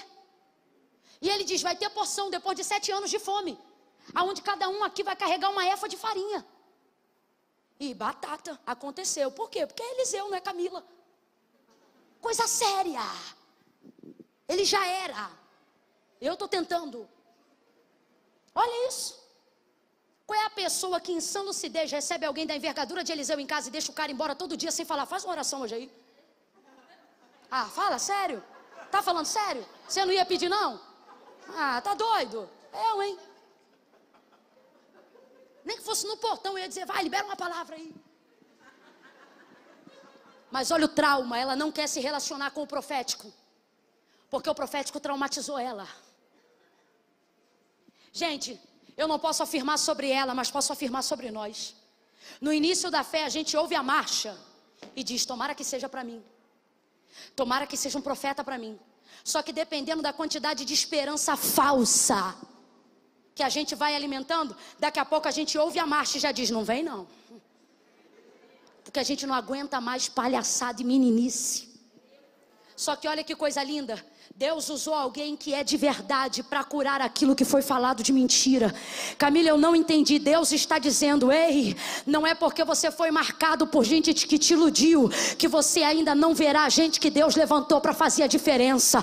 Você mesmo e você mesma será alguém que vai ser a cura para a área da vida de muita gente que foi marcada.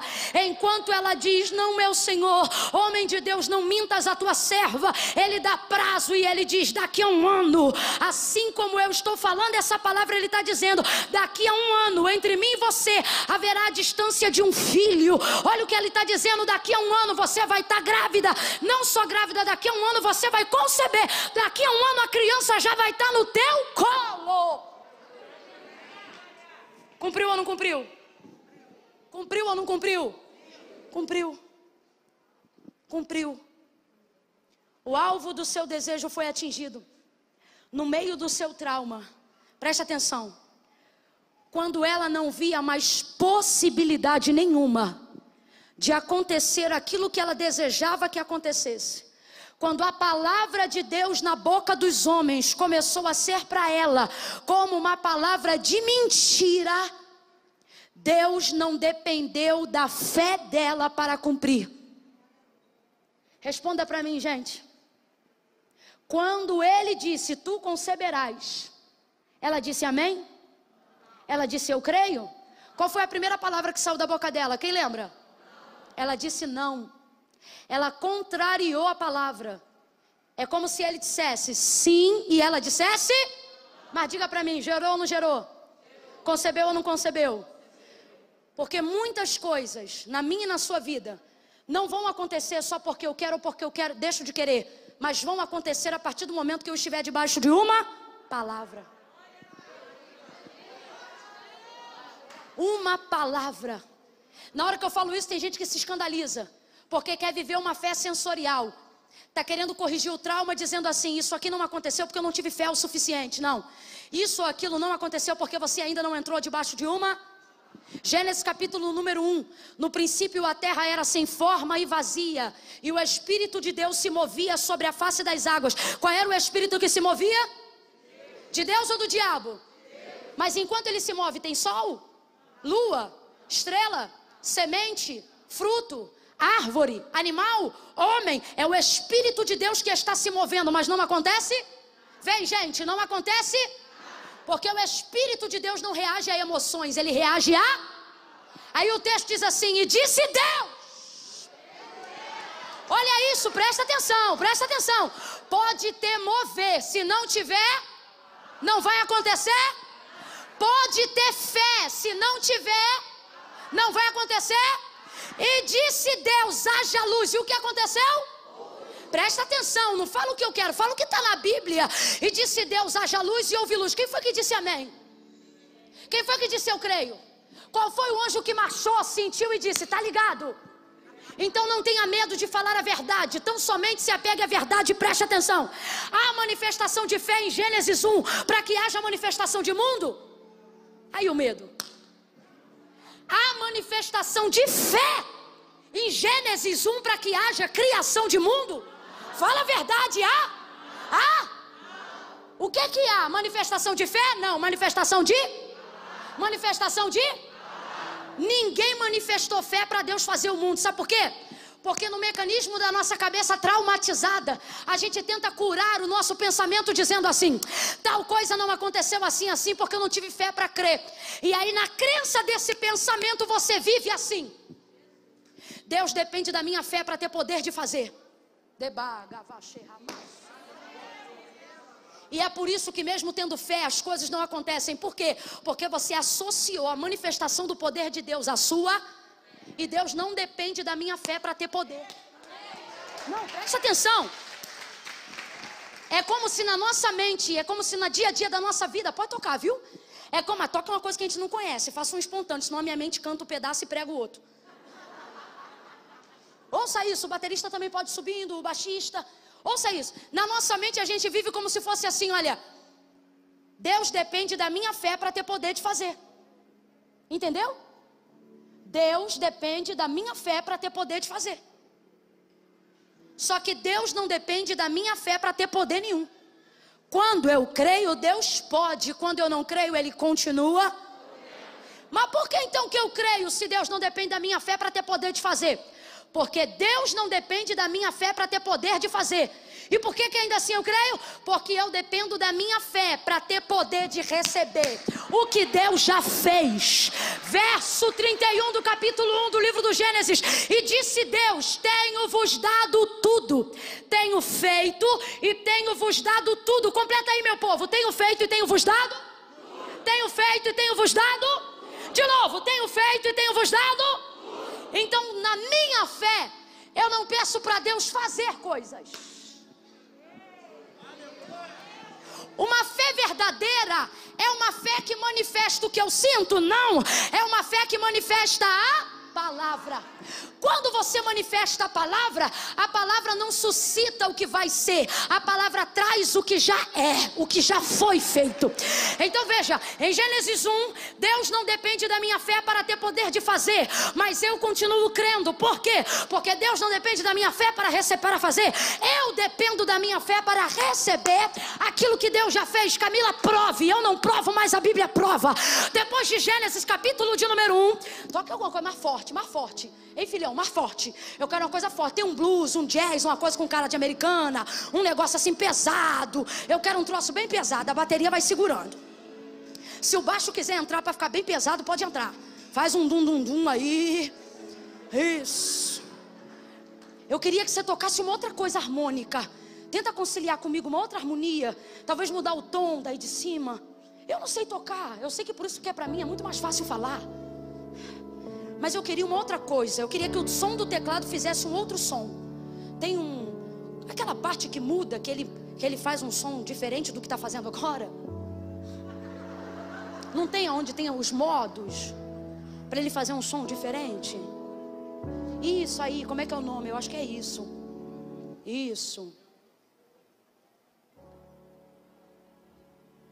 Ai, garoto, isso aí.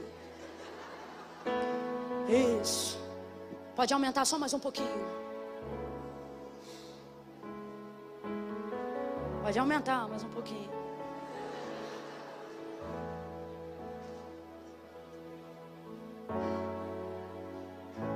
Depois de Gênesis capítulo de número 1, Paulo, ele nos diz que em Deus podemos trazer à existência as coisas que não, mas isso é filosófico. Porque o que na verdade ele está dizendo é que na verdade Deus pode trazer para nós aquilo que já, mas a gente considera como se não existisse só porque a gente ainda não. Você vai entender, o Japão existe sim ou não? Mas ele está aqui diante dos seus olhos? Você tem muito mais facilidade em crer naquilo que você vê do que crer naquilo que você não vê. Então tem coisas que você acha que não existe só porque ainda não estão diante dos seus. E Camila, quem traz a minha fé? Não, a palavra. Porque a palavra, ela atrai como um imã. E a minha fé é o imã que faz colar em mim aquilo que eu quero trazer. Quando uma palavra se manifesta numa casa, igual está fazendo hoje aqui, ela é a mesma palavra para todos, mas sejamos honestos, todos recebem? Todos recebem? Mas todos têm fé. Camila, como é que você sabe? Porque estão aqui até agora. E algo te move e é maior do que eu. É Deus, é a fé.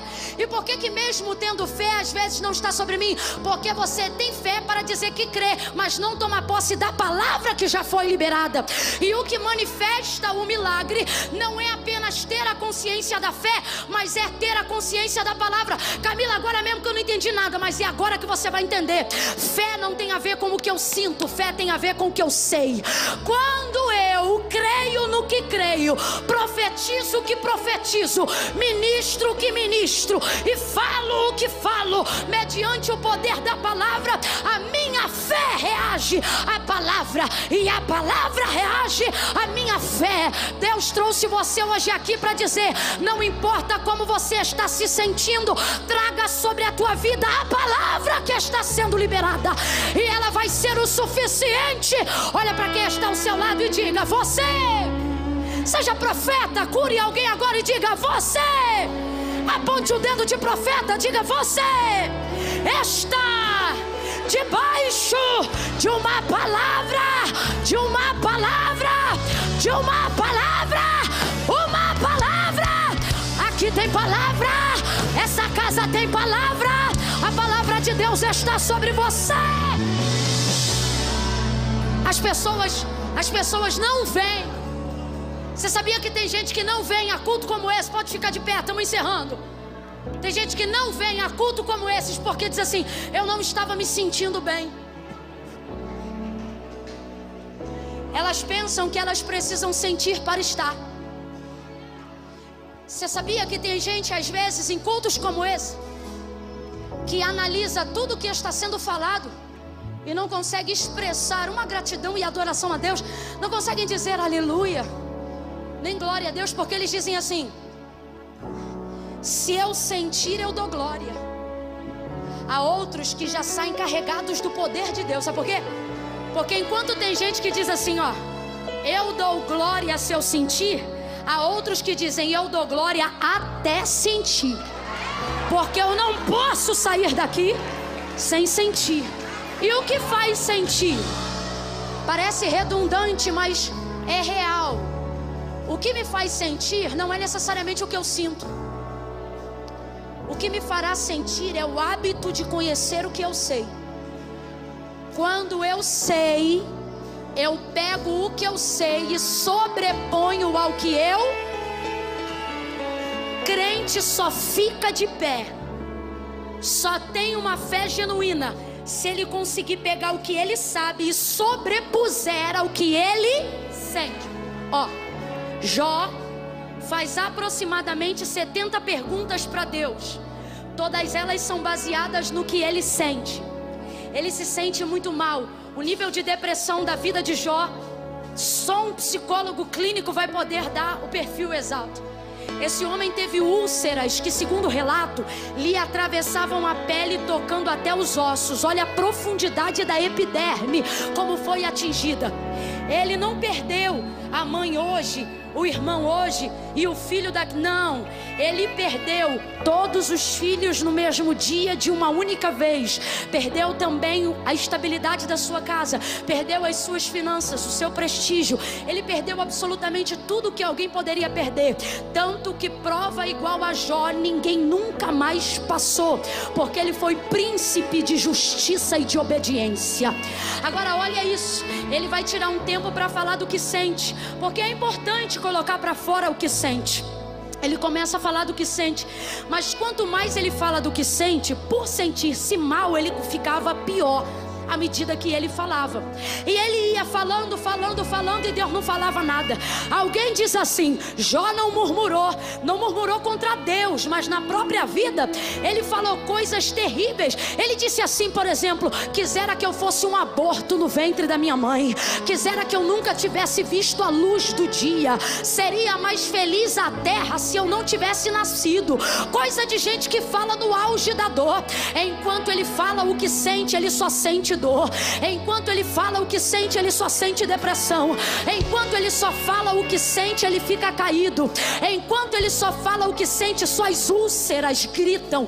Enquanto ele fala o que sente, seu corpo reage à sua dor. Mas em dado momento, depois de se esvaziar daquilo que sente, ele começa a se lembrar daquilo que sabe. E agora Deus se prepara para responder ele. Presta atenção, Deus não falou com Jó enquanto ele disse o que sentia, mas verso 38, capítulo 38, Deus fala com Jó na hora que ele libera o que sabe. O que é que você sente, dor? Estou sentindo dor, estou sentindo tristeza, estou sentindo depressão, estou me sentindo injustiçado, estou me sentindo o pior de todos os homens. Silêncio no céu, Deus não fala nada, mas daqui a pouco ele levanta do joelho e ele diz: mas eu bem sei, eu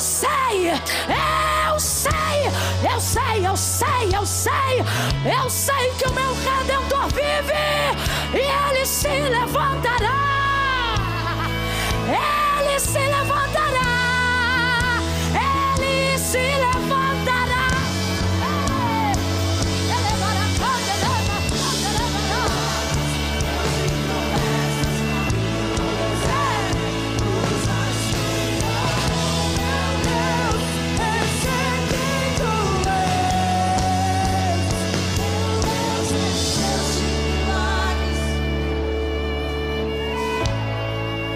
Gente, eu não estou dizendo que Deus não se importa em como você se sente. Deus, ele é tão cuidadoso com o que a gente sente, que João vai usar um vocábulo que, traduzido na nossa gramática, chama-se tal. Chama-se o quê? Palavra para aferir o que não pode ser medido. E Deus amou o mundo de... Então ele sente ou não sente? Se importa com o que a gente sente ou não se importa? Mas ele não reage ao que a gente sente imediatamente. O que ele reage imediatamente? Ele reage à sua palavra. Ei, eu não sei quanto tempo você está orando por uma resposta, mas quanto mais você orar o que sente, pode ser que a resposta protele. Mas tem uma coisa: se você orar de acordo com o que você sabe, o que é isso? Dá uma segurada no que você sente e começa a profetizar em oração o que você... Moisés conseguiu convencer. Vai tirando aqui enquanto eu falo. Moisés conseguiu convencer, entre aspas, Deus de destruir toda a geração. Um dia, de uma vez só no deserto. Não porque ele disse: Deus, eu sinto amor por esse povo. Ele sabia, ele sentia, mas ele não ganha assim. Deus, eu amo esse povo, não mata esse... Não. Olha como ele conversa com Deus em juízo. Deus diz: eu vou matar o teu povo. Aí ele diz: meu povo não, teu povo. Aí olha como ele responde: porque tu disseste. Ou seja, Moisés não coloca diante de Deus aquilo que ele sente apenas. Moisés pega o que ele sente e transforma em lembrança daquilo que ele sabe e coloca diante de Deus. Como é que Abraão orava? Ele dizia: porque tu disseste. Como é que Moisés orava? Porque tu disseste. O problema é que a gente dobra o joelho e só quer falar do que sente. Deus está dizendo: isso que você sente dentro de você combina com o que na palavra? Combina com tal palavra. Então ore esta palavra de acordo com o que você sente, mas não dizendo o que você sente, dizendo o que a palavra diz sobre isso que você sente. Quem está entendendo, diga amém. Segura só um pouquinho, eu estou encerrando. Ezequiel capítulo 37. E levou-me em visão para o meio de um vale que estava cheio de ossos, e os ossos estavam sequíssimos. Como é que estavam os ossos, Lagoinha de Teresópolis? E me disse: filho do homem, poderão viver esses ossos? E Ezequiel respondeu na visão: Senhor Deus Jeová, tu sabes. Olha o que ele está dizendo: eu não vou falar do que eu não sei. Olha isso, Ezequiel, sabe se eles vão viver? Eu não sei sobre isso, mas sei sobre o Senhor. Tu sabes. Rapaz, quando ele ouve isso, Deus diz assim: então profetiza. Calma. Então profetiza. E Ezequiel começou a profetizar? Não. Ezequiel ficou esperando a palavra, porque ele não sabia o que dizer. Então ele esperou saber o que Deus queria falar para ele repetir. Você acha que profeta é quem traz grande revelação? Profeta de verdade é quem tem a capacidade de reproduzir com fidelidade aquilo que Deus já disse. Aí Ezequiel diz assim, Ezequiel fica esperando. Por quê? Porque ele não vai falar o que ele sente, porque ele não está sentindo nada. E ele não vai falar o que ele acha, porque ele não sabe se os ossos podem levantar. Mas ele conhece Deus e espera Deus. Aí Deus diz assim: filho do homem, profetiza assim e diga: assim diz o Senhor. Aí ele dizia: assim diz o Senhor. Aí Deus dizia: ossos secos. Aí ele dizia: ossos secos. E Deus dizia: ouvi a palavra do Senhor. E ele dizia: ouvi a palavra do Senhor. Aí Deus dizia: diga assim, Ezequiel: vento dos quatro cantos. Aí Ezequiel dizia: vento dos quatro cantos, diga-lhe ao Espírito: ossos secos, tenham vida, tenham vida. E Ezequiel repetia. Presta atenção para você entender. Eu não quero só que você sinta, porque se você só sentir, o culto acaba aqui, você vai para casa e não faz nada. Eu quero que você saiba. Ouça isso. Ezequiel está sentindo o que pelo vale? Nada. Filho do homem, poderão viver? Não sei, tu sabes. Qual é o sentimento de Ezequiel pelo vale antes de Deus profetizar? Nenhum. A mão do Senhor tomou, levou ele, deixou ele lá, ele não sabe de nada. Só que ele diz: de ti eu sei. Então o que ele está dizendo? Se tu me falar, eu falo, porque para te obedecer eu não preciso sentir, eu só preciso. Aí Deus dizia: diga assim, ele dizia, diga assado, e ele dizia, diga desse jeito, e ele dizia. Ele só repetia. Aí você diz assim: se eu não sentir, eu não falo. Se você soubesse que isso aqui não é babalu, isso é palavra de Deus. Isso aqui não é telefone sem fio. Quando você reproduz o que está ali, acontece o que está ali. Bota a mão no coração comigo agora. Isso é profético. Bota a mão no coração. Quer saber? Bota a mão em cima da boca do estômago aqui, ó. Aqui é o âmago, é aqui que a gente sente. Aqui, ó. Em cima do diafragma. Quando você está apaixonado por alguém, é aqui que as borboletas voam. Quando você está nervoso, é aqui, ó, que dá o desarranjo. Porque o que você sente está aqui, ó. Diga assim, olhando para cá, e diga: fé, eu não preciso de você aqui. Vem aqui na minha mão, fé. Pega ela aí agora. Bota aqui na sua cabeça. Diga: fé, eu preciso de você aqui. Solta a mão, deixa ela aí. Volta para cá e diz: a minha fé. Diga: fé não é o que eu sinto. Diga: fé é o que eu sei. E o que você sabe, é isso que vai te sustentar. Levante as duas mãos para os céus. Ah, Camila, mas todo mundo está morrendo. Mas a minha vida não funciona por comparação. Ela funciona debaixo da palavra.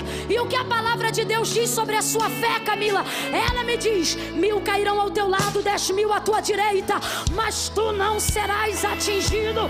Camila, mas está muito difícil. Eu estou me sentindo inseguro. Eu estou me sentindo insegura. Você está se sentindo inseguro porque você só anda de acordo com o que você sente. Mas hoje você vai sair daqui profetizando o que você sabe. O Senhor é meu pastor, nada me faltará. Deitar-me fez em verdes pastos, guia-me mansamente a águas tranquilas, refrigera minha alma. Guia-me pelas veredas da justiça, por amor do seu nome.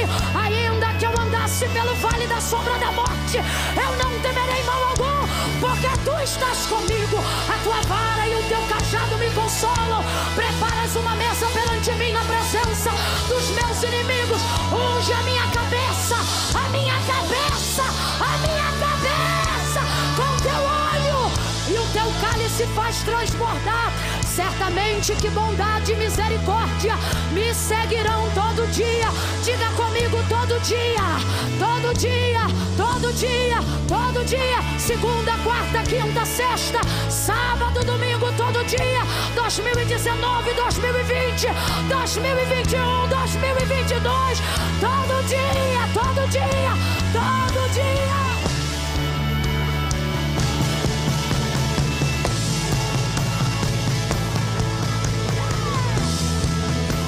Está trabalhando, meu Deus está trabalhando. Ele faz mesmo quando eu não vejo.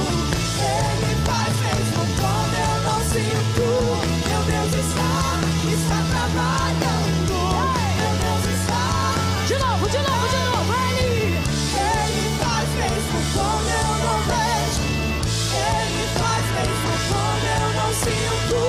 Meu Deus está trabalhando. Meu Deus está trabalhando. Ele faz mesmo quando eu não vejo. Ele faz mesmo quando Mas eu sei. Meu Deus está trabalhando. Rompa com o cansaço agora e louve isso. Ele faz mesmo quando eu não vejo. Ele faz mesmo quando eu não sinto. Meu Deus está trabalhando. Meu Deus está trabalhando. Ele faz mesmo quando eu não vejo. Ele faz mesmo quando eu não sinto. Meu Deus está trabalhando. Meu Deus está. Eita, segura aí que vira vigília fácil, não pode. Quem é batizado com o Espírito Santo e com fogo? Quem é batizado com o Espírito Santo e com fogo e evidencia isso no falar em outras línguas, você está proibido de falar português agora. Fale em línguas. Fale em línguas. Camila, eu não estou sentindo. Não precisa sentir. Você sabe. Você sabe. Fale em línguas. Ore em línguas. Adore em línguas. Entregue para Deus um cântico espiritual aí agora. Camila, eu ainda não sou, mas eu quero ser. Você quer ser? Então receba o batismo do Espírito Santo com fogo para revestimento de poder. Fale em outras línguas agora. Fale em outras línguas agora.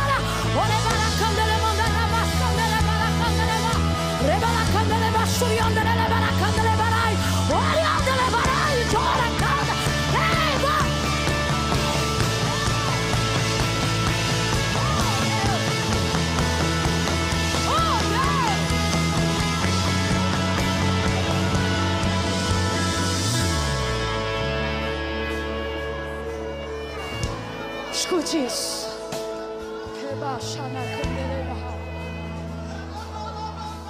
Você não é guiado pelo que sente.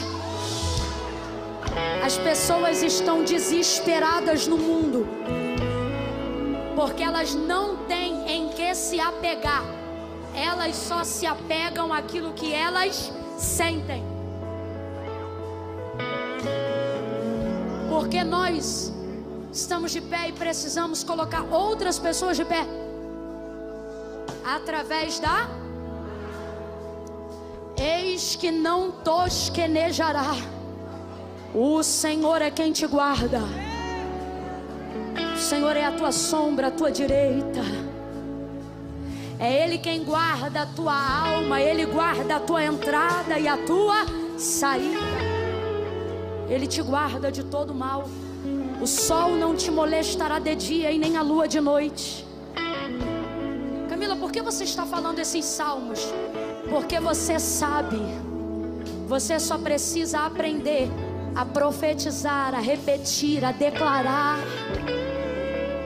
Quando coisas difíceis começarem a acontecer, não deixe que a sua boca fale só do que você sente, mas deixe com que o seu cérebro manifeste o que você sabe. Você sabe o que Deus diz ao seu respeito. Quando chegarem para o seu filho que está afastado e disserem assim: vai morrer, está no tráfico, lembre-se de qual foi a promessa que Deus te deu como mãe e fale ela. Quando disserem: vai acabar a igreja não vai aguentar a pandemia há muito tempo, não. Libere aquilo que você sabe. Quando passar de carro na porta da igreja, levante a sua mão e reproduza a palavra que Ele liberou para Filadélfia, a palavra que Ele liberou usando Pedro como exemplo. Tu és Pedro, e sobre esta rocha eu edificarei a minha igreja, e as portas do inferno não prevalecerão contra ela. Quando declararem palavras de desgraça sobre a sua família, faça como Josué. Vá para a porta da tua casa, mesmo que os teus não sejam crentes, e não pergunte se eles querem servir a Jesus. Isso não é sobre o que eles sentem, é sobre a palavra que está sobre a sua cabeça. Vá para o portão de casa e diga: se Baal é Deus, que vocês sigam ele, porém eu e a minha casa serviremos ao Senhor. Profetize o que você sabe. Você sabe.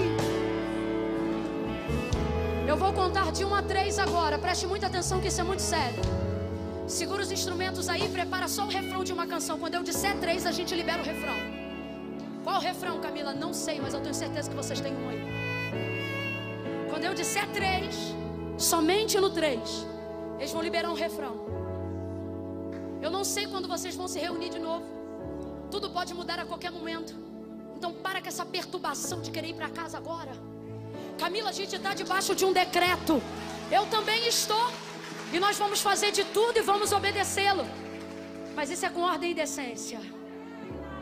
5 minutos lá fora não muda nada, mas aqui dentro podem mudar a história da sua vida hoje.